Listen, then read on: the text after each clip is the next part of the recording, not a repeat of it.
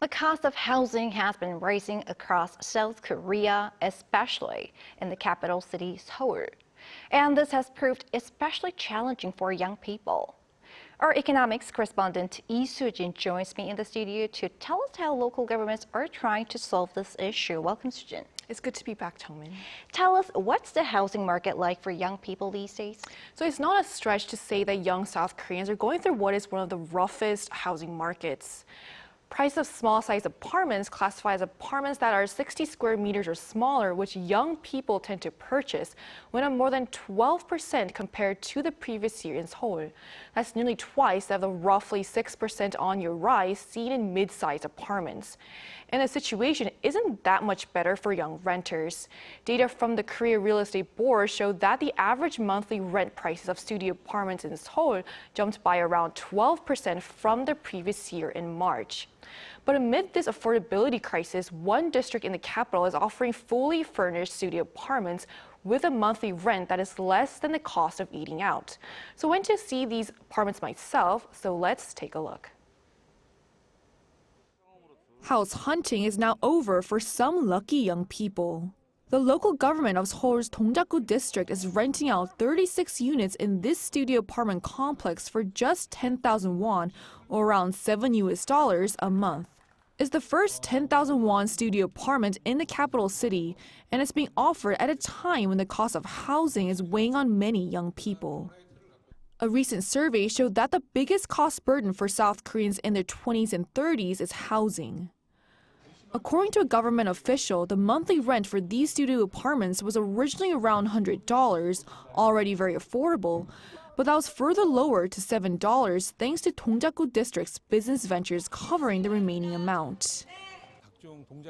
We're very pleased at the first place that the profit that we made through Dongjakgu District Corporation's various business ventures is going to young people.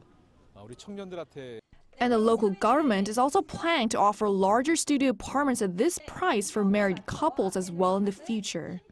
To be eligible for these apartments, applicants had to be non-homeowners living alone and aged between 19 and 39 and with an income in the bottom 50%. Applicants were then selected through a lottery process. One successful applicant who wishes to remain anonymous moved in around a week ago and said that while the affordable price was a large part of why he applied, it's not the only reason, as the quality of housing is also high. It's so clean and nice because it's a new building. And I think a huge plus of these studio apartments are the amenities and the common areas. The 5-story building has parking on the ground floor exclusively for its residents. And the studio apartments that are on the 3rd to 5th floor of the building are not only spacious but also come fully furnished. Each apartment has a refrigerator, air conditioner, washing machine, and range hood, and the all-white interior is clean and crisp. The local government also has plans to turn the entire 2nd floor of the building into a space for youth development activities such as job training, all part of its bigger goal of providing not just affordable but also quality housing.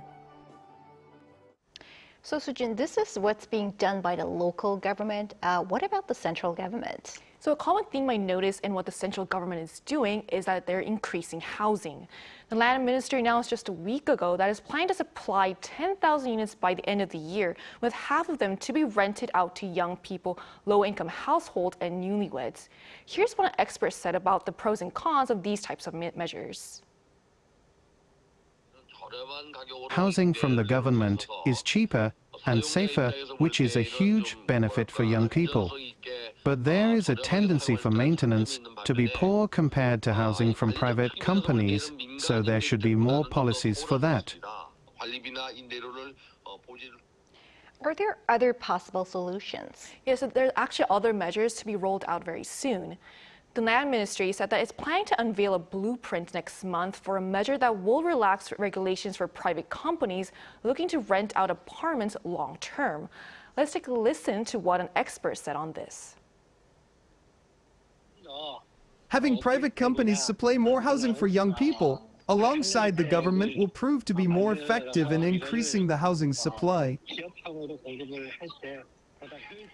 So some changes are likely to include easing the legal maximum on rent increases as well as providing tax benefits. All right, thanks for the report today, Soo-jin. Thank you for having me.